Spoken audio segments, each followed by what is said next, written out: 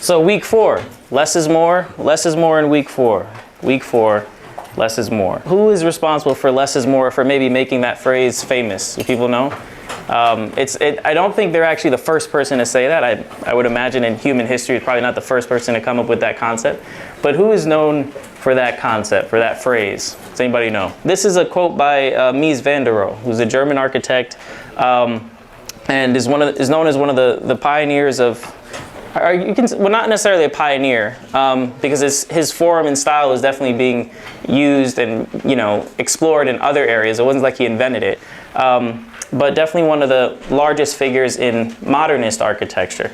But less is more has become something that, as we've evidenced by your answers, is something that really pertains to a lot of different art forms. It could be in the case of poetry, in the case of filmmaking, which is how we're going to land today. We won't start necessarily, we will start there in a different way. But less is more. And I think the question of today is to ask ourselves, in what ways is less more? And almost what is our definition of less, so to speak, right? Because in a way, this could have to do with, you know, the level of the amount of ornaments that we're putting into a structure, right? Or it could have to do with how many elements we put into set design. All of those things could have to do with that. It could be with the amount of shots, which is actually the first thing that we're going to look at. How many people are familiar with the film Oldboy? Yeah, really popular film, right? So obviously the Oldboy fight scene is, you know, known as one of the more iconic action fight scenes in modern cinema. But I think it's a great example, actually, given its story of iteration of a film or of a scene that actually really benefited from. Can I get the other mic? Benefited from, you know, having there be less in order to achieve basically the reason for why that scene is famous. Obviously, we'll look at the scene, but I do want to take a look at the fact that, so this scene is basically early in the first act of the movie. The protagonist, who's, you know, been imprisoned, or, you know, he's kind of been locked up in this jail, in this private jail, for reasons that are unbeknownst to him. And so he gets out, I think like 13 years later, and he is trying to figure out who did this to him, right? And so one of the things he does is he returns to the location of his imprisonment, and he must fight his way out of this physical space once again, right? Park Chan-Wook, who has a new film at New York Film Festival in October, so definitely go watch it, said that originally he had storyboarded the scene with many different angles. He really kind of wanted to basically make a great action scene. That was sort of the initial impulse.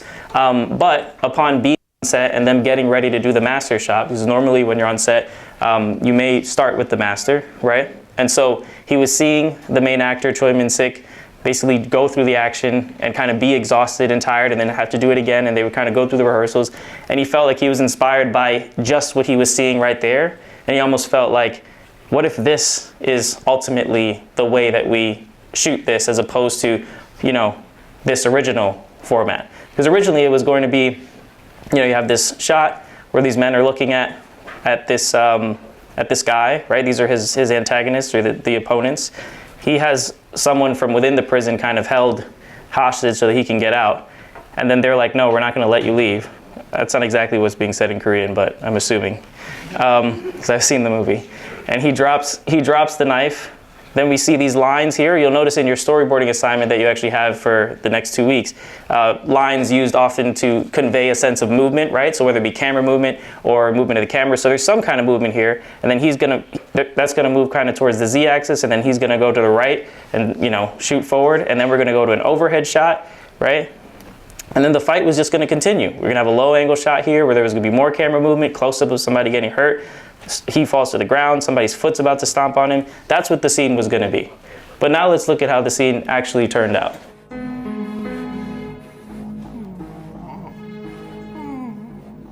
A, B형 손들어라.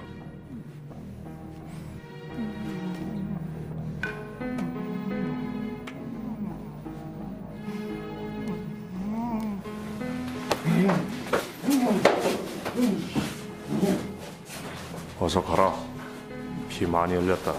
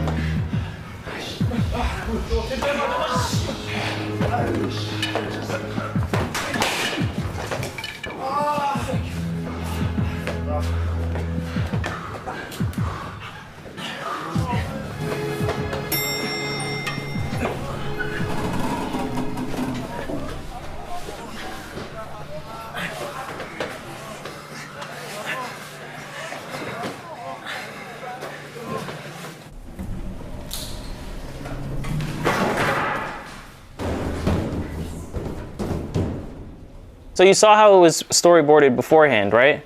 Yeah. What would you have preferred? Would you have liked to seen the other version? Anybody want to see the other version? Just out of curiosity's sake, or would you have preferred the other version? No, why? Why? You shook your head, why not?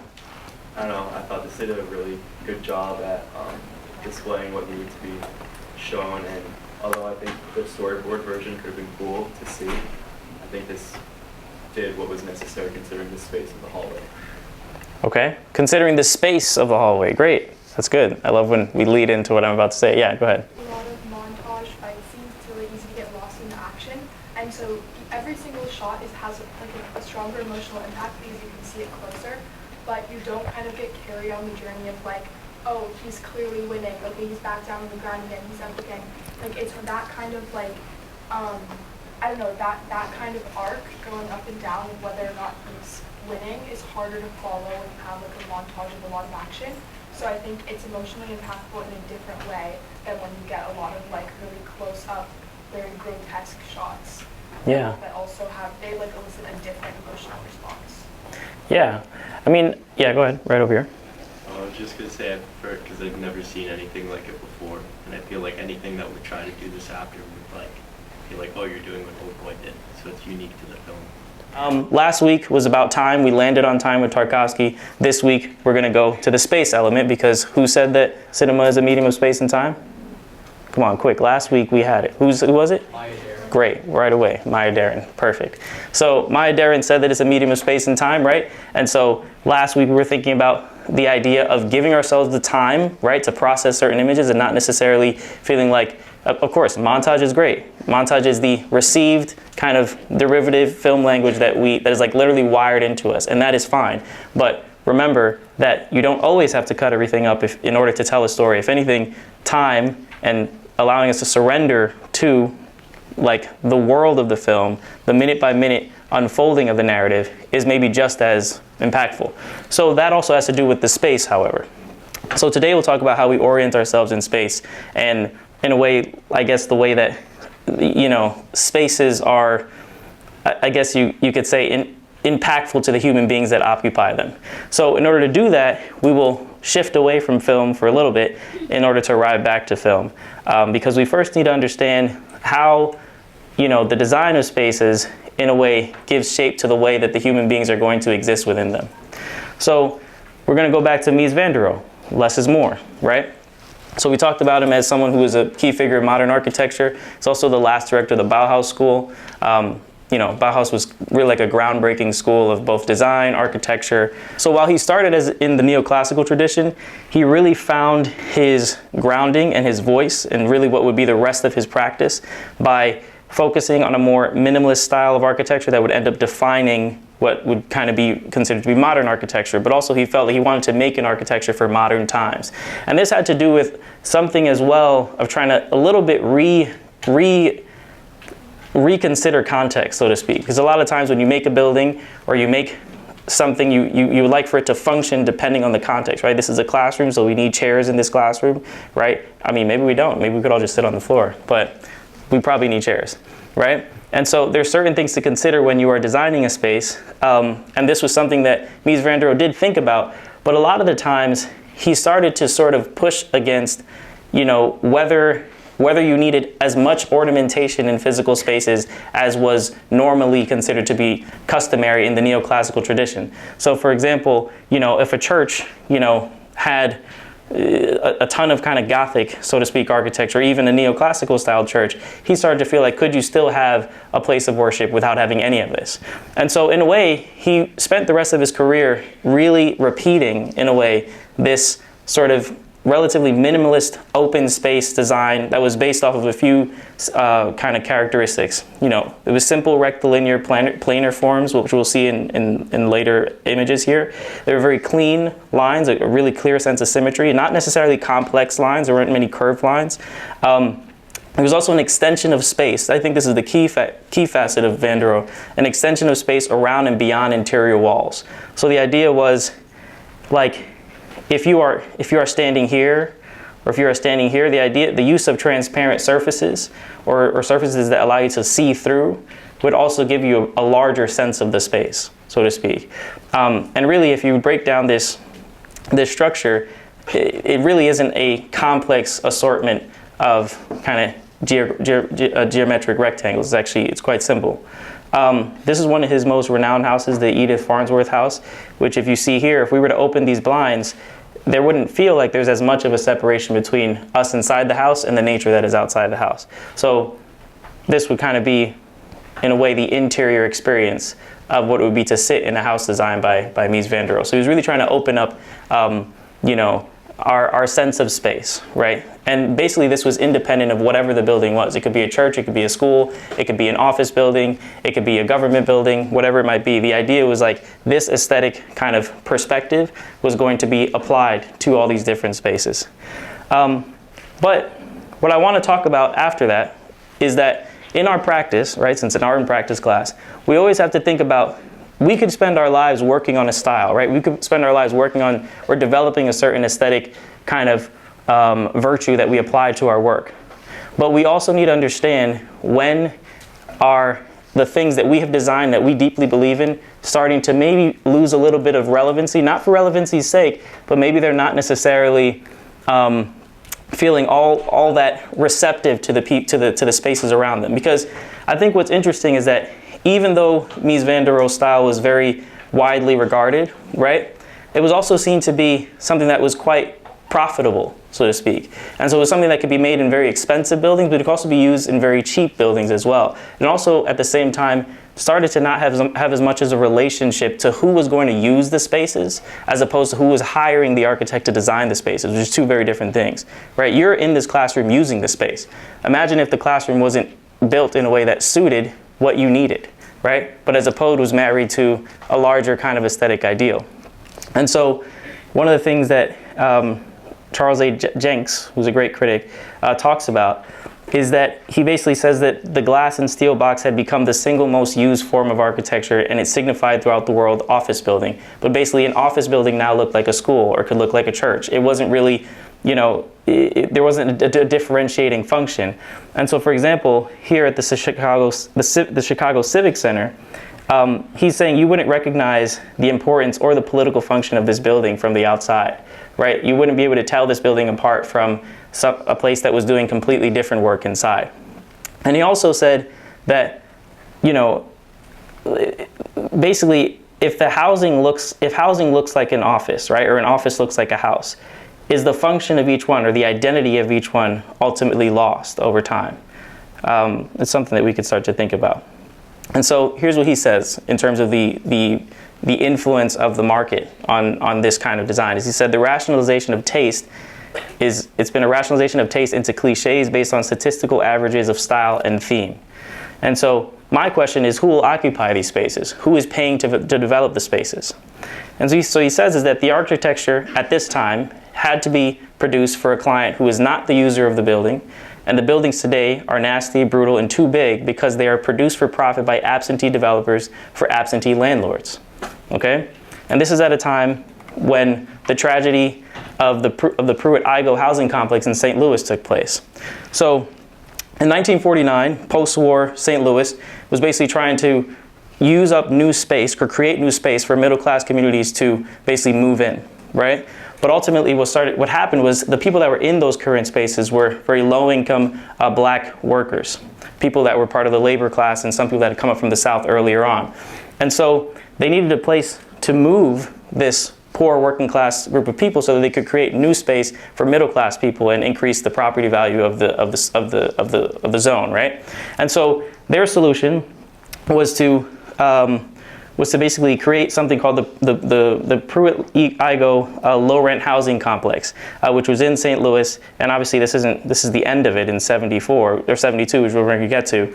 But initially it was constructed so that, you know, you could have these people living in a place that was, you know, affordable, it was low rent. It also was tied to a lot of these kind of modernist aesthetic ideals and designs that basically were pretty much the norm at this point. This was the leading form of architecture at the time. And so it was constructed in 1954, but less than 20 years later it was destroyed.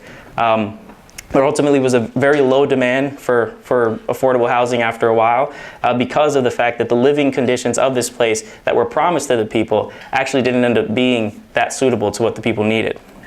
And so one of the reasons for that was that the quality of the hardware was so poor that doorknobs and locks were broken on initial use. Window panes were blown from inadequate frames by wind pressure. And in the kitchen cabinets were made out of the thinnest plywood possible. Sorry for that typo. And so this is the context, right? This is where you have the housing complex in relationship to the rest of the city, right? And I also think that there's something here that reminds me a lot of housing projects here, even in New York, which is once you're here, like on the ground, it is, yes, supposedly, a space that allows for a lot of people to get affordable housing, but it's also a very isolating space, so to speak, because you're kind of surrounded and entrapped by all these other identical buildings of people of your same class, but it also a little bit isolates you from the rest of the city. Like if you look at the way that these other blocks are kind of oriented, is quite different from this clear plotted piece of land right here that has this design complex. And so the problem that the architects had to solve, based on the fact that they were asked by the housing authority to bring costs to a bare minimum. Basically, this cannot be an expensive thing to build at all, but we still want it to look like a modernist modernist piece of architecture that kind of still fulfills those values. And he said the problem was how to plan a high-rise project on a huge scale and still provide, to the greatest extent possible, under present legislation, which is legislation I just told you, communities with individual scale and character. But the thing is, even though someone like Mies van der Rohe, who is one of the driving forces of this aesthetic, did believe in the character of what he was designing, right? He felt like there was a certain way that human beings should experience space. Ultimately, if you're just feeling there's a one-size-fits-all aesthetic to every single kind of community, then your design basically has no function anymore, right? And so what ended up happening is that there was an improvised customization which took on a form of resistance, because a lot of the times, basically in these buildings, there were a lot of youth gangs. And so the youth gangs started to do vandalization. They started to, kind of almost imprint their identity or the way they felt onto the property itself. And so we could say what these places are supposed to be used for, but the people in the places, based off of their income, based off of the lives that they're living, based off of how marginalized they are in society, right, in relation to the rest of the people, this is how they might feel about living in this space. This is how they're going to use the space. And so the property started to lose value over time. Less people wanted to move in, and ultimately in 1972, you get that image that I showed you, where basically there was a decision to destroy this building. And the architect of that building actually, ironically, has a pretty tragic history, because his firm designed that, but his firm also designed the World Trade Center. So he's had two major buildings that have been taken down for very tragic reasons. And so, leading us into film, but I also want to say something that I'll put in the drive, is that an example of someone who designed public housing complexes, but in a way that actually respected the need for customization, or the fact that not everybody is the same, or you can't assume that all living conditions are going to feel the same, is someone named Jean Renaudie. There's a book called A Right to Difference, which is a really, really beautiful book that I'll put on some pages in the drive later this week. But basically every single apartment complex in this public housing complex was designed in a different way. And what ensured that arbitrary kind of design, it wasn't arbitrary, was that he would draw all these different geometrical forms in free form, and then after that he would basically create a floor plan. And so the idea was like, yes, we all live in the same complex, but we don't experience the same sense of space, because the geometrical orientation of each of our spaces is completely different.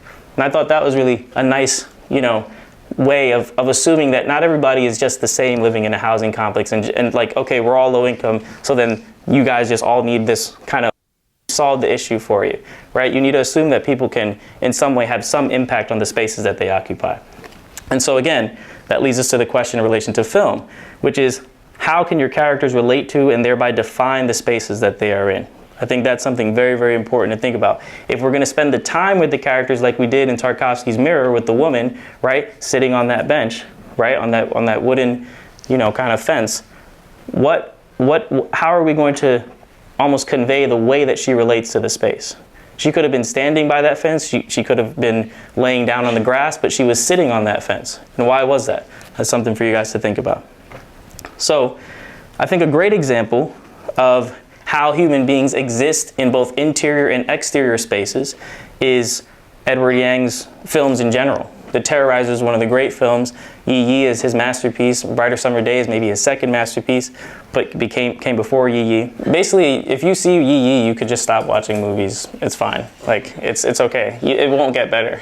But so Edward Yang was one of the leading figures of the Taiwanese New Wave filmmaking circle, which ultimately came basically like early 80s. There was some increased investment in state-sponsored filmmaking and also state-sponsored film production companies. And so a lot of young directors were incentivized to go and kind of hone their skills in that area. Xian is another director of that time who was a great filmmaker as well. He and Edward Yang are kind of the two main figures of Taiwanese New Wave, in addition to Tsai Ming-liang, who comes a little bit later in the early to mid-90s. But Edward Yang's The Terrorizers is a wonderful kind of crime / socio-political, thriller that maybe doesn't move like a thriller, but it is, to me, one of the great films that explores human beings existing in physical space and the way in which the architecture of those spaces almost it conditions them, but you also see the way in which they navigate the spaces themselves. There's forms of resistance, there's forms of almost like assimilation to the space, depending on the social class, depending on who the characters are. So this is really cool. We're going to watch this scene where we're going to see these different characters, and we're going to see the different ways in which they interact with the space, depending on who they are. But Edward Yang was someone who studied architecture before he went into filmmaking, and so I think that's something that's definitely informed his work very much, for quite some time. So let's watch this scene from The Terrorizers.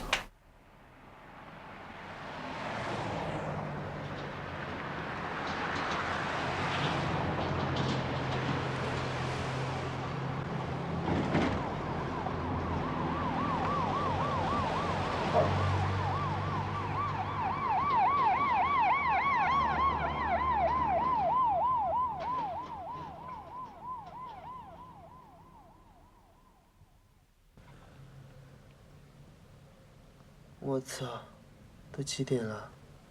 天都快亮了耶！马上去看完了，吵到你啊？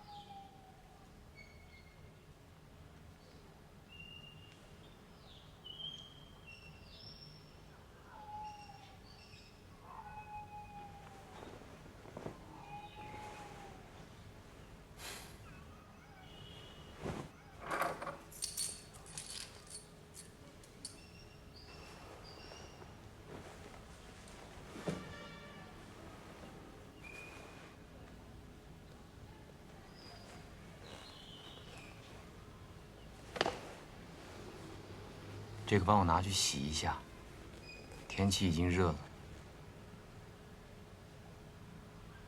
怎么，不想睡了？想重新写过。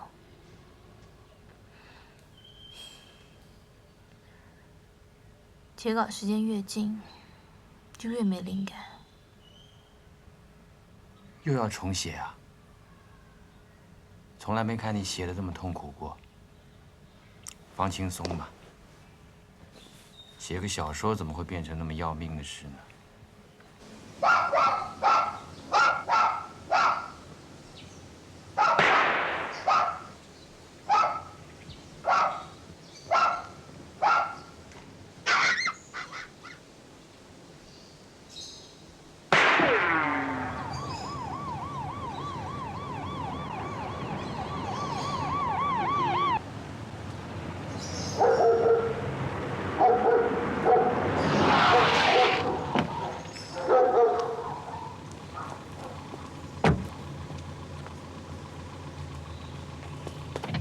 我们以为是间小赌场，结果一开门就几枪。他们有几把枪？不清楚，应该呼叫武装的来嘛。已经呼叫过，应该马上就到。怎么抓到的？是房东报来。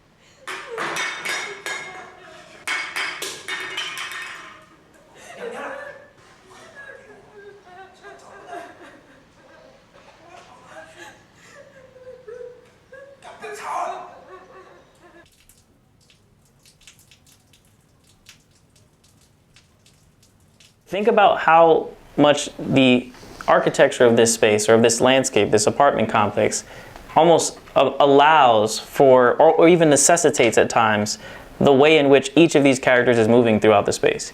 Because they supposedly there's people on that second or third floor of that building, right? And they're doing something and the cops are there to find them. But do the cops rush into the building and like bum rush them or like, you know, arrest them as we've seen in many films? Do they do that? No, what do they do instead? They wait outside, right?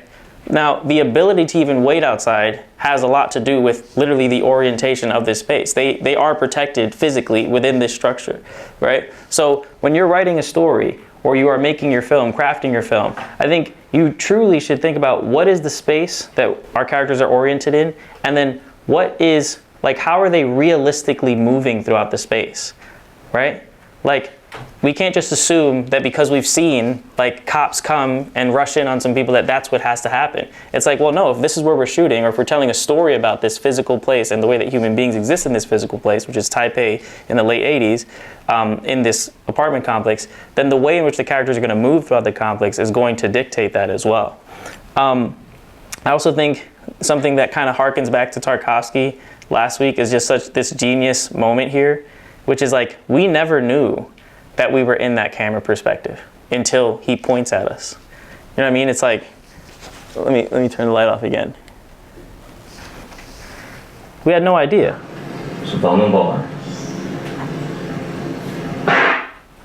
We don't know until he ducks there. We see how he moves through the space. He's experienced, right? Then he points at us.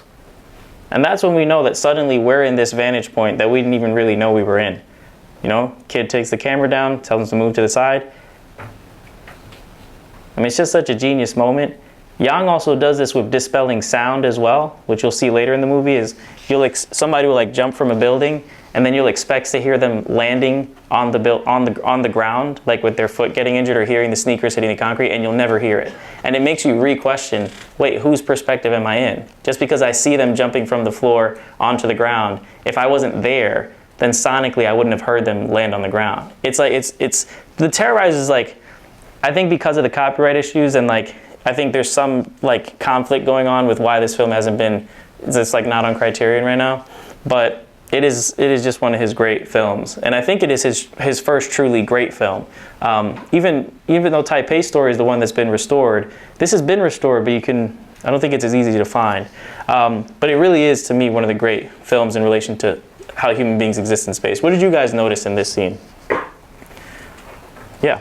I noticed the camera, and especially in the sets, like it uses like the close in to like make you feel like you're tight in the spaces. It makes it feel like more claustrophobic. So the telephoto lens, you mean the long lens? Yeah. Yeah, used outside, not as much inside the spaces, but definitely outside the space, outside the complex, right? We also get a sense of that curved road, right? It lets you know how long it'll take for the cops to get there, which I think is just so nice. Like we're gonna see how long it actually takes. Yeah, go ahead. I was thinking about when the guy was by the window and then he went to like put on his shoes, and he was just kind of like, I feel like generally a space like that could just kind of be like a backdrop, but he just kind of was like, took his time going around. It seemed like he was more like, much more comfortable in the house, like it was just part of like, I don't know, it was like as much of a subject as he was to me. Yes, where he is just as important as who he is, right? You had one over here? Yeah, right here. I didn't notice like women outside of the house. Like the guys were all outside, and I felt like the first girl was like, it was very depressing to see her. The second girl, she was just tired, but like I saw that both the men in that scene were able to leave the space that they were in. I don't know. No, that's an incredible observation, because literally, if we were to watch it for like 1 to 2 minutes more, we're going to see the only woman who actually does go outside, and her social class and her standing within the space is not the same as those two other kind of firmly middle class women, right? She's coming out of this complex, which we just saw here, which obviously there's the reason why the cops are here in the first place, right? So it's really prescient that you notice the fact that those people were staying inside, and the only person we're going to see go outside that is a woman is not going to be of the same, she's not going to be of the space in the same way that the other two women were. I'm Tony, so this is like I guess I can kind of resonate with the interior design, which is like very lived in, like with the books stacking next to the bed, and with the tatami as the floor, even though we're not Japanese, but it shows that influence that still remains, and you have a mix of kind of modernity with traditional, like the walls and the doors might look very traditional, but the things that they're using is like plastic and whatever, it's like very modern. And even with this frame, the newspaper covering the window, that's just so Taiwan. That's such a Taiwan thing to do. And the chairs, the table, it's just, you can see them everywhere. And I think this is like a very unique Taiwanese style, because they still use it now. Like with other Taiwanese films, they really like to use lived-in spaces that are really like close to everyday life, and I can see the influence that maybe like started from Edward Young.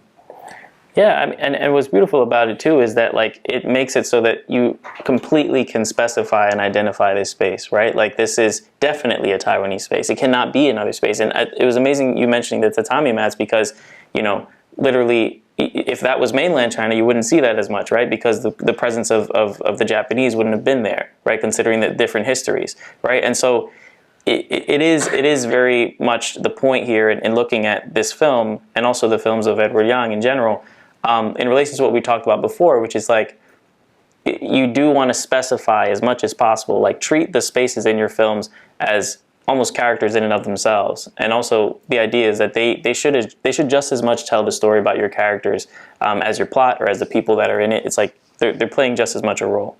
Anybody else? Yeah, right over here. Yeah. I noticed there's a lot of frames within frames, just kind of throughout this, and it really, I feel, kind of enhances, like, at least visually, it's a lot more interesting, and I guess we're like trying to figure out what's going on, right? Especially as they're cutting to different characters and perspectives. So like, ones that really stuck out for me was, and like really hard lines and shapes for a lot of the shots. So like, there's the like outside where they're walking down like the kind of alley, and it feels very like closed in and your perspective is very forced. Mm-hmm. And then there's the one with like just the fan. It's right after this shot, I think, where Right here. yeah, right there. Yeah, incredible. And you see the guys just kind of running past, and like there's the stool. Yeah, like it forces your perspective, and it's very engaging and interesting to watch. So, yeah. And the key here too is that we can absorb the space in this way because we have the time to absorb the space in this way, right? So, you know, that goes back to what we were talking about last week. As we talk about the art and the practice component, right, of this class, the practice component always involves a guest, always involves someone whose work is actively being made today that we can see, right, and that we can engage with. And so one of those people is an incredible filmmaker making work today, also a really good friend of mine, a collaborator of mine, Kevin Xian Ming, and also a alumni of this program. When I think about their work, and this is not something that just solely defines their work, it's just certain traits that I'm seeing in their work, I look at it as basically a fascinating kind of exploration of a very specific community in Flushing, Queens, the Chinese American community. And in many different ways, in each film that I've seen of Kevin's, I've seen an exploration of gender in this community. I've seen an interesting excavation of space on a spiritual and dreamlike plane, where basically we sort of see space rendered in a very real way. We talked about Tarkovsky last week, kind of showing you space and the world as it looks, and then giving you the impression of the dream based off of how you cut or how you orient us temporally within the space. And so I think Kevin does an incredible job of that. They also explore intergenerational relationships in their films in an incredible way. I think that's what moves me most about their films, is the relationship between these generations of people. And shooting in Flushing, which is really like a key element, right? It's this one place that Kevin has continued to go back to and to make stories about, because this is a place that's very true to them and their upbringing. And I think another thing that's been deeply impressive and very moving and true and sincere is filming with their family members as part of the cast. That's something that actually brought me to encounter Kevin's work for the first time. I was here at NYU trying to shoot my thesis film, and we needed an extra weekend to shoot the domestic parts, the domestic scenes in a thesis film that was like way too ambitious. And so we needed those extra days, and the DP of the rest of the film couldn't make those days. And so we were looking for someone who, you know, could possibly shoot in these domestic scenes. And I saw this Sight and Sound Final film, which is still one of my favorite Sight and Sound Final films ever. And I was just so taken away by how aware and how you could definitely tell that whoever made the film knew the physical spaces on such a deep level. And that's what I was looking for in the film I was making. I was making a film in the Bronx. I was like, I need whoever's going to help me shoot this to understand the interior spaces of a New York City apartment, of an immigrant New York City apartment, of the way that people who come to this city and make it their own have to like adorn the space with very specific things, right? So that they don't lose that sense of home, so to speak. Or not even just for that, but just like the specificity of how we take up space is maybe not the way that is aligned with the received aesthetics that maybe someone like Mies van der Rohe would paint for us. And so I thought this shot is always one of my favorites, which basically is of the protagonist of the movie who goes throughout the city kind of collecting cans and obviously getting the money in relation to recycling those cans, or also bottles and basically recycling goods throughout the city. And we're kind of following her throughout the city. But I also felt like this sense of location, sense of space was just so spot on. And it was, to me, I've always felt location is so important to cinema. And I was like, this person understands the importance of location, the importance of physical space in filmmaking. Basically, without that, you can't have it. And not just exterior space, but also the interiors. You know, the way that a character can exist within an apartment complex. You know, I feel like every detail here is on the wall. If this was designed differently, if this was a worse filmmaker, these two things wouldn't be on the wall. I feel like you wouldn't have this similar kind of alignment here of the napkins and the chopsticks, right? I don't think you would have something necessarily on the railing here of the stove. Like, you need to have an intimate understanding of the space in order to shoot it this way. And I also don't even think we would shoot it from this angle if the person hadn't been in this space over time and understood this is where we would see the person sitting and eating in this scenario. So a beautiful example. Kevin has gone on to obviously shoot more incredible work because their Sight and Sound final was many years ago, but they're a filmmaker whose work has screened at South by Southwest. They've shot a film that's gone to Sundance as a cinematographer, and they're doing really, really exciting, cool things. Definitely, I believe, one of the top filmmakers to look out for in the world today, emerging filmmakers. And this is Kevin's father. I think the idea is, we're going to talk to them about this, but bringing their family into their work is such a key element of their practice, and that previous person was Kevin's mother. So I think, the fact that the space and the people are intimately authentic, deeply specific, and I think that goes to kind of what we were talking about in the lesson before.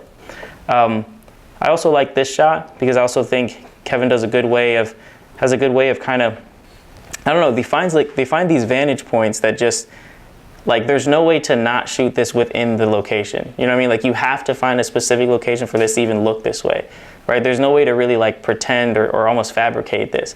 The idea is like finding the truth within this location that you're casting, because if you're casting a location as if it was a character, then you're going to be that much more specific, that much more nuanced, and then you can find these beautiful frames like this, I also think there's also just such an interesting story being told, even in like the way that we look at everything that's in the frame, right? Like, this person definitely has a different kind of orientation or background, or similar background, but like different orientation from this person. But also like the fact that this scaffolding is here, I think is just so, it just shows me it's like these people would live in a place where construction is taking place, right? They would be maybe moving throughout a space where, the world is being changed, or like there's these other exterior endeavors that are happening independently of what their specific dynamic is. And I think like choosing to shoot in a location like this is very truthful in that way. I think it's true to how certain members of, especially of marginalized communities, live within these physical spaces that almost like are unbeknownst to them, or the spaces themselves are not aware of them, even though they probably occupy them more than others, more than the very people who have put up the scaffolding, which goes to what we were talking about earlier with modernist architecture and who makes the buildings, but who occupies the spaces. Wow, that was such a special film to watch.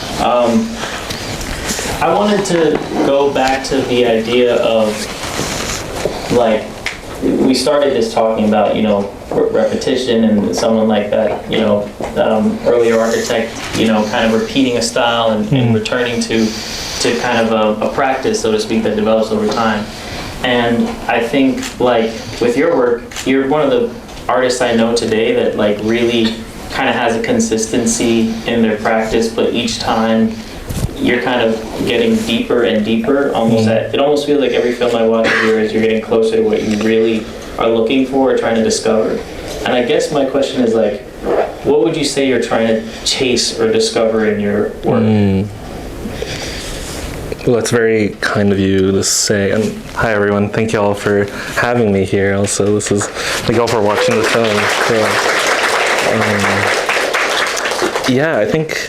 I feel like for me, a lot of it kind of has to do with casting my family, I think, because I think I started doing that as a way of, both out of necessity, because I wasn't finding actors in New York that I really believed as like immigrant Chinese folk. There's great Chinese actors all over New York, but I wasn't finding someone that I was really connecting with. And I thought about how like every character that's a mother or a father is like inherently probably based off of my mother and my father.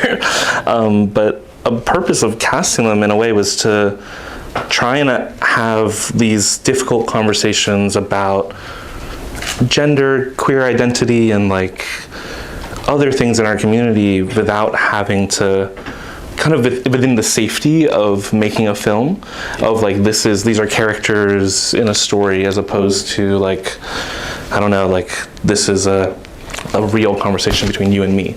And I guess in a way what I'm chasing always is like this intergenerational connection that you can find that I think you can communicate very well in filmmaking. I think I think there's a quote about filmmaking being, or films being like empathy machines.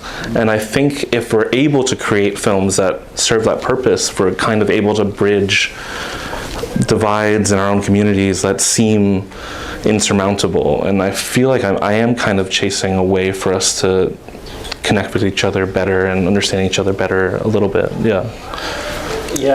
Yeah, I think that your films always remind me that our grandparents or uncles or people, aunts, just people that we heard about and we get to meet, or we're just in our childhood, somehow it's possible that they could even be present right now. And there's like an interesting like reincarnating element in your work. Like, I mean, obviously we see it here in this film, but like, can you talk about like ancestry and maybe the importance of that intergenerational element to your work?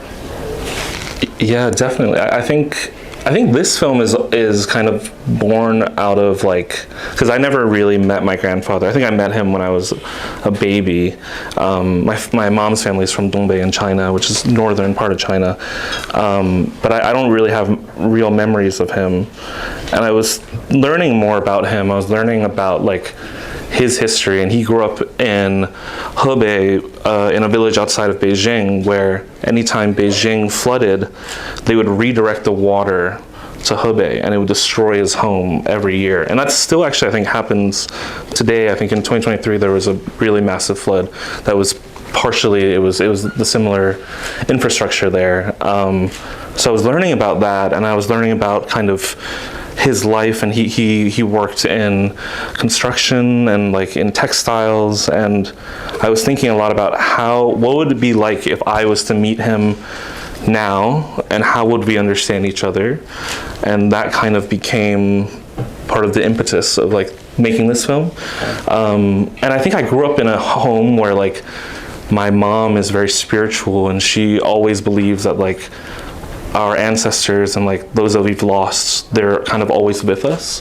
And as like an immigrant family, I feel like the distance that we feel from some of our ancestors and our other family, it's kind of a way for us to feel comforted knowing that they are here with us, even though we're on the other side of the world. And yeah, so I feel like that understanding, that like transience of like it's life and death and time and it's always so we get closer and closer in your work with it. To ask like a craft question, this is based off of me watching your films, but also being on set with you when you shoot.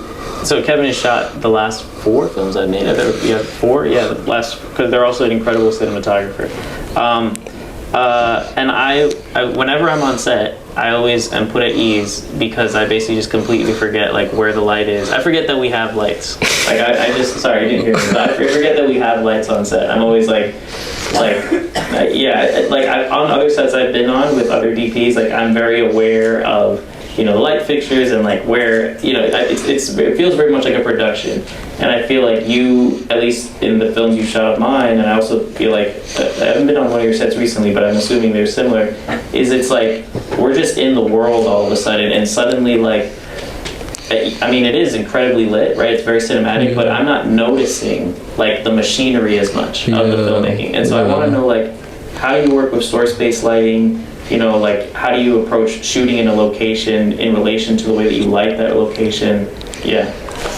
Definitely, I think, speaking from my cinematography work, it's like a lot of, I think I really believe in 360 lighting plots. I believe in like lighting that can function for the whole scene. I think that partially it's because of the ease of like, you don't limit the actors. If the actors want to move over here in that same shot, you can't stop them and say like, oh no, we're not lit there. I really believe in like prioritizing like the freedom to explore in the space and making the space feel very lived in, and like that anywhere is fair game. It's not like we're lighting this one corner and that's all we can see. And I think a lot of that philosophy, or at least when we've worked together, I think a lot about like observing light in the spaces that we occupy. And with this film, a lot of my family growing up lived in sub-basement apartments in Queens, where I don't know if you're familiar, but they're like apartments that aren't technically legal, but they are in the basement of like maybe a multifamily home or sometimes in like an apartment complex. But they have very specific lighting fixtures because they're more of a basement space. So it's like you don't kind of have the typical domestic lighting fixtures. And I remember when we were working on one of the first films together, like I went to your mom's place and there was a very similar lighting structure, and I feel like this was this, because it was a basement apartment. it was a basement apartment as well, yeah, and we kind of, there was this interesting connection over like just the domestic lighting of like the spaces that we grew up in, and yeah, I don't know, I think if you can observe how the spaces that you occupy are lit naturally, it can bring this like honesty to your filmmaking. It can also bring like this, it's kind of like, it's part of your personal cinema in a way. It's like how have you observed the world? Like how have you experienced it? And I feel like I try to do my best to infuse that, definitely in my directorial work, but also bring that same ethic to projects that I shoot. And yeah, and it's great when working with Alfonso. It's like we really allow for that process. Yeah. And one thing that I really noticed that I really loved about the film is that it sort of feels like it only cuts when it really needs to. Mm-hmm. Like it feels like whether there's a blocking reason or an emotional reason or a narrative reason, you sort of linger in this way that everything feels really meditative. Like I remember thinking I felt like I was breathing with the edits. And so I sort of wanted to know your thoughts on this idea of how you pace the film to fit with its narrative and emotions. And also about getting coverage. Like did you get multiple different angles of each shot? Did you cover those scenes? And then in the post-production process, how did you decide that this is how you wanted to do it? To answer your question about coverage, we did get coverage for every scene actually. Like I used to, especially in school, I used to shoot with no coverage, and I was like, I'm so cool, no coverage. and then I was like, coverage can be very useful sometimes. But I think me and the editor, we tried to embrace this idea, and I think we stuck to it except for one cut where we only cut to each shot once. We don't ever cut back. I think there is a moment in the scene with the grandfather that like directs the camera where we do cut back, but we started with this idea where like every frame that we see will be unique within the film, that we won't kind of let the audience fall into a pattern in that way. And maybe that kind of, thank you for saying that thing about the breathing. I think that's something that I really strive to incorporate in the filmmaking, because I think a lot of the film, when we were editing it, we kind of tried to find the most natural moments that we would transition into another scene, like removing it from logic, just feeling like how it felt in our body, like a breath. Like, is this a moment where I feel like we should keep holding our breath, or should we release here, or should we take another breath here? Or I think there's like the idea of like edits should feel like blinks, and I feel like that really works well as well. But I think this idea of edits as breathing also I think is really powerful. But yeah, I think we thought about the pace as we were not trying to tell the story efficiently necessarily. We were trying to tell it purely from this emotional and like tone standpoint. We wanted the audience to live in it as much as they could. And yeah, we really were very intentional with where we did cut. Yeah, but thank you for your question. Yeah, thank you for the film. It's really amazing. I just have a question, because as a bilingual kind of film, as in like it's written in Chinese but translated in English, I would like to see your insights on how you can kind of write dialogue in both and translating it and make it feel authentic. Yeah, that's a really interesting question. I will say, I think my Mandarin is very poor, but it's very conversational, and I think I really leaned on my family members that are in the film. The grandfather is my uncle, and the mother is my mother, and Rick, who's the lead actor, they are also like fluent in Mandarin, and we kind of, I wrote a version that I then worked with my mom to translate, and then as we were on set, when we would always go for, the script would always be flexible. And I believe that even when it's not a bilingual production and you're just in one language. But I really wanted it to feel like, how would this person actually say this? And I leaned on like the experience of my uncle and my mom both grew up in Dongbae, and I really wanted their like regional, like any regional sayings or like dialects to come through. And we kind of were always flexible, and we weren't married to the language or like the script in that same way. And we allowed whatever was the most honest version, we kind of went with it, which I know can be hard to, I feel like scripts are we really like labor over them, and every word is important, but I think it really does help in production to allow us to go with the most truthful version. My question relates to space, because that's what we're talking about, so it was at the top of my mind. And my question was, one, how did you choose the house or the setting that you chose? Yeah. And two, what is your approach or perspective as you shot this film? How do you portray a space, and what are the things that come to your mind?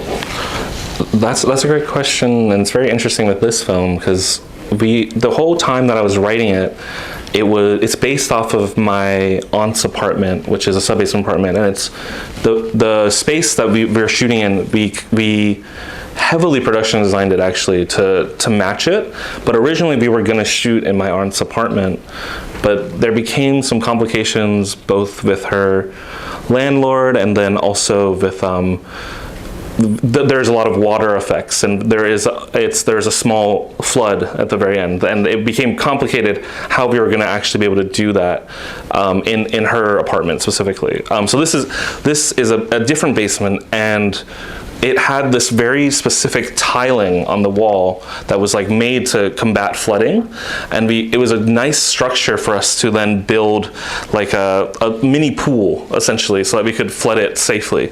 But usually I always try to cast the space, and like in the stills that you saw before, there was very little production design. It was mostly just how the spaces were lived in naturally. So this was kind of challenging to like have to somewhat build the space from the ground up. But using my aunt's apartment and the apartments of some of my friends growing up, and my uncle's apartment who also lived in a sub-basement apartment, we kind of built a way for this basement. How would one live in this basement, and how would we kind of structure it? And like the plastic curtains, those are directly referencing like this curtain that was in my aunt's apartment.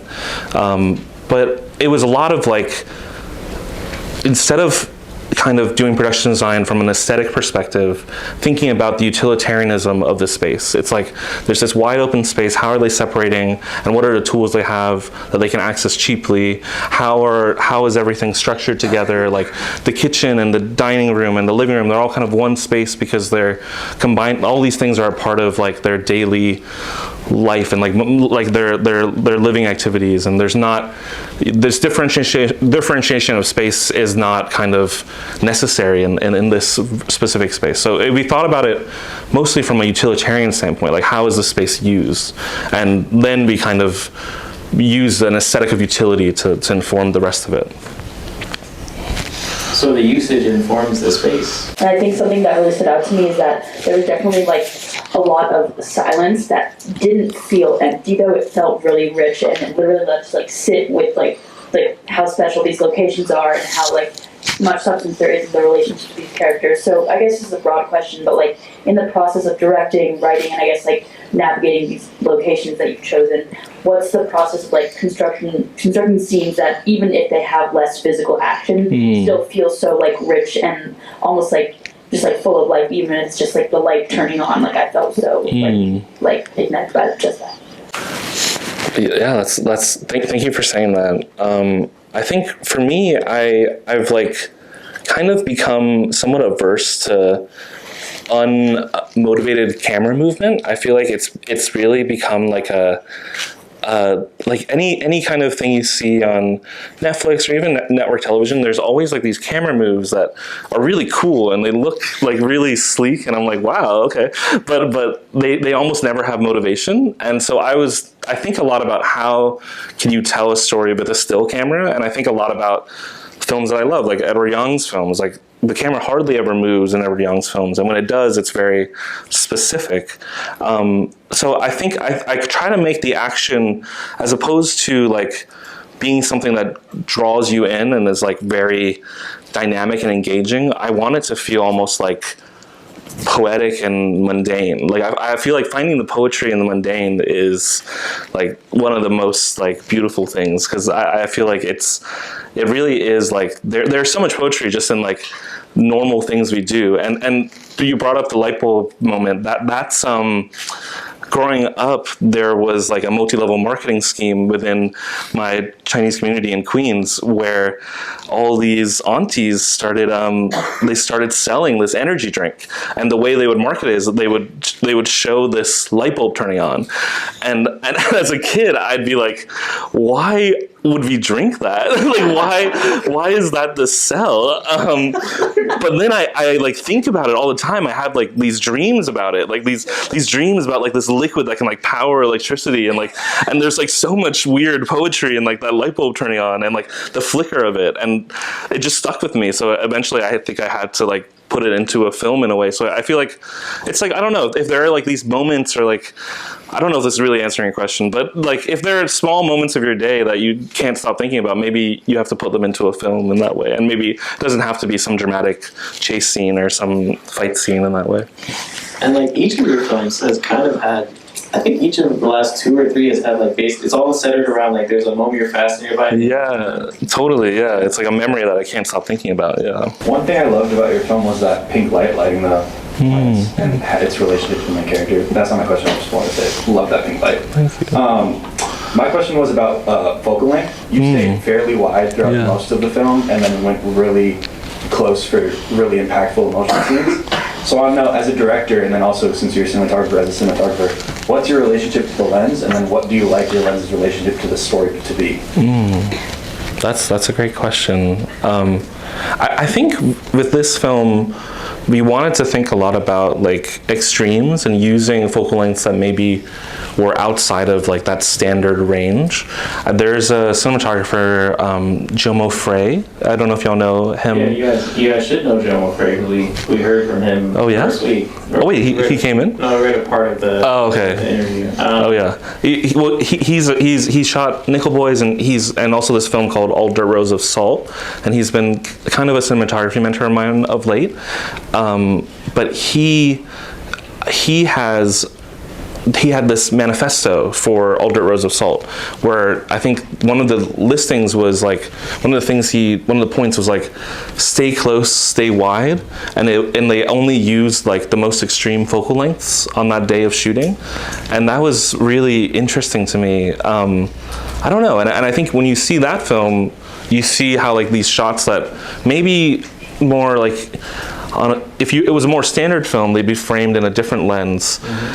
They feel crazy on this 150, but they're so intimate and personal. And I think in a way we made the same kind of decision here, where it is a film where not that much action, like in terms of like blocking, happens. So the choices we make, if we can make them a little bit more extreme, it helps us a little bit. And what you were saying with that pink light, I think that's another example of finding aesthetic through utility, because there's a lot of like, I would see like these pink grow lights constantly, like in friends' homes or in my parents' home even, and they cast such an interesting like hue when all the lights are off, and I feel like it is something that's like practical for helping the plants grow, but it's also something that has a very specific aesthetic and can add this emotion to a very domestic, mundane scene.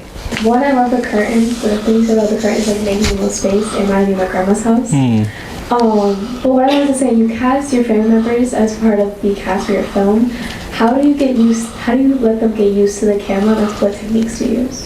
That's a great question. Yeah, in my previous film, Fishbones, I actually served as a cinematographer on that film, and it was a film where my father was playing a very complicated role, and he had never acted before, and I kind of made the choice to be the DP so that I could be in the room with him with this like kind of bulky Alexa, and having like somebody that is personal to him in the room with him, I think really helped his performance.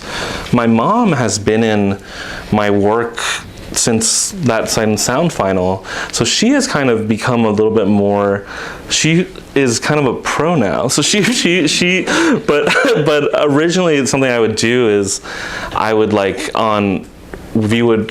we would shoot in spaces that were also very familiar to us. Like I think every film that I've made with my mom, it always was a space that she knew already in some way. So that really helped. And the crew that I chose were all like friends of mine or folks that had met her, and like making sure that it's an environment that feels very friendly and safe, I think is really helpful. But also in some ways, like there's this one scene in a previous film, which maybe you saw a still from, but we're shooting on a long lens from across the street. And that, I think, really, in some ways, helped my dad's performance in that scene, because he didn't know where the camera was, and he was just walking and flushing. So it was kind of he was just living life in that way. But I think generally, just like, I think it helps everyone if you have a set that feels like a family and feels very safe and supportive in that way. I think it allows everyone to do their best work. Yeah, right behind you, right? Hi, I'm Dylan. I noticed that a lot of your scenes opened with close-ups and then kind of like expanded out rather than the traditional way, which would be starting wide and then getting closer. I was curious what your thought process was there. Yeah, that's a great observation. I think in some way, I think it's about like the subjective nature of how we see. And I think maybe it's something in my experience of like, maybe I'll be in a room and I'll hyperfixate on this like one corner, or like this one like rusty part of this chair, and that will be like, I'll maybe like somewhat dissociate on that for a moment, and then I'll kind of remind myself where I am. But I think that was somewhat how we approached some of these scenes, where we were focused in on this very subjective lens, and slowly we allow the audience to kind of, we start with a very subjective lens, and then we open it up and allow the audience to choose their own perspective afterwards. Like, I think we always wanted to be locked into our lead character's perspective in the beginning, but then we did want the audience to have more freedom in the frame afterwards. So building that kind of structure felt right for this. Today we talked a lot about like location, so I wanted to say like you utilize sound a lot to create the setting, like with the raindrops, like breathing, like we talked about earlier. Like, how do you utilize that to create and add to like the tone of the film? Yeah, that's really, I think for this especially, I feel like we were working with this like the score of rain, and we didn't in most of my films, that's not true actually. In most of my films, I try to avoid the score, but there are some score moments in the last film I made. But I think especially this, going from even from pre-production, I was like, there's not going to be any score. We really want to feel like we're with them in a very grounded way. But we were kind of using the background noise of the rain and of all the other water elements as our score to build tension or to remove it. Like, for example, in the scene with the grandfather, I think we chose to bring the rain almost completely out. And you feel like this like really loud silence, you feel like this like emptiness around, and I think it heightens like the spirituality of that moment in a way. It's like the presence of this ghost. We also did some interesting things where we panned the voice of the grandfather to like direct center, and as if it was coming from like a perspective that is very unnatural and feels like from a different plane. But yeah, I think we kind of used the sound of the rain as like a barometer of like tension and like emotion throughout the scene. We also kind of used it as a way to help us sell some time jumps. Like, we would edit out of a moment, and then suddenly the rain would be louder, or suddenly the rain would be lighter, and it allowed us to kind of quickly communicate to the audience that some time had passed, because there was a difference in the atmosphere. 你好. I'm Carrie, and first, thanks for showing us this unique and beautiful film, and I really like this film. I understand the script, so I kind of really feel the emotions, and I really like the scene between Grandpa and the main character. It sounds like Grandpa is the only one who understands the main character, and that moves me. And I kind of want to ask, what's the special meaning of the last script of I have seen you in the water. So yeah, because I know water is kind of a special thing in this film, and I want to know what that means. Thank you. Yeah, thank you for saying that. Yeah, I think part of it comes from another reason that I wanted to make this film in this way.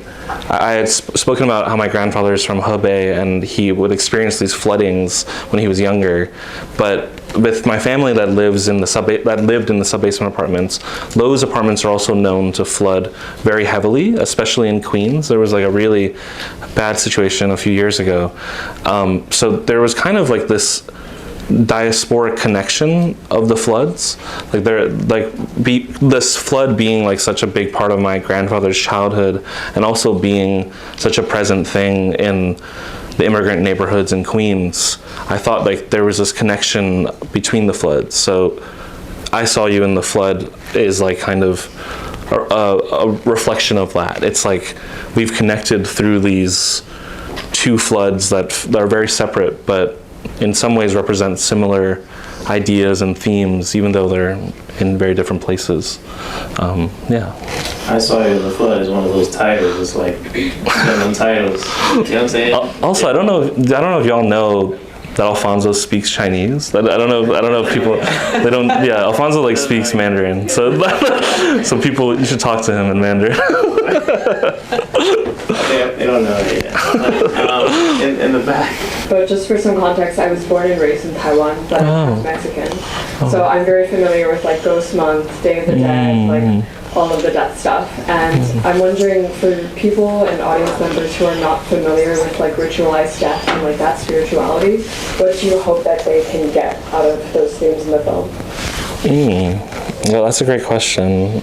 I think in a way, I feel like because of how I grew up and the way that my mom's spiritual, and her belief in like our ancestors being around us and like always telling ghost stories and all these like different kind of rituals, I feel like maybe I have a more like, in Western culture, I think there's so much fear around death and so much fear around the spirit world, and I think maybe that's kind of helped me be more acceptant of like spirits being around us in a way, or like grieving being like a process that is a form of healing, and that we can all kind of experience that connection. So I guess I hope that the film can communicate a little bit of that even like somebody that you don't even know, there is that closeness, like, and there's like that intergenerational closeness with ancestors that have long passed. I hope so. I think there's like especially I think for queer and trans folks that have it's hard to understand how our ancestors would have understood us, and I'm trying to imagine a world where there's harmony and connection around that.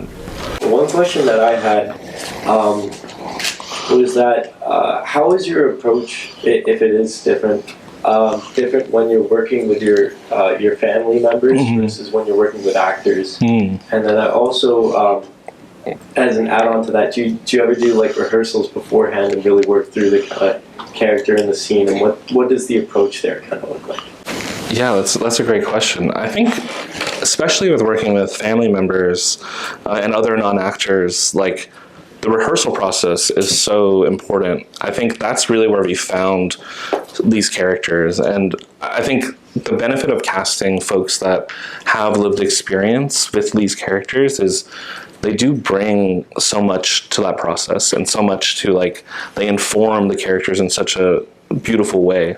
So I think in our rehearsal process, I was trying to be as open as I could to kind of like either incorporate the emotions that they were feeling just by experiencing the story or like living the scenes, but also like changing little things if it felt more natural or felt more true to them, and how they would want the character to behave in that way.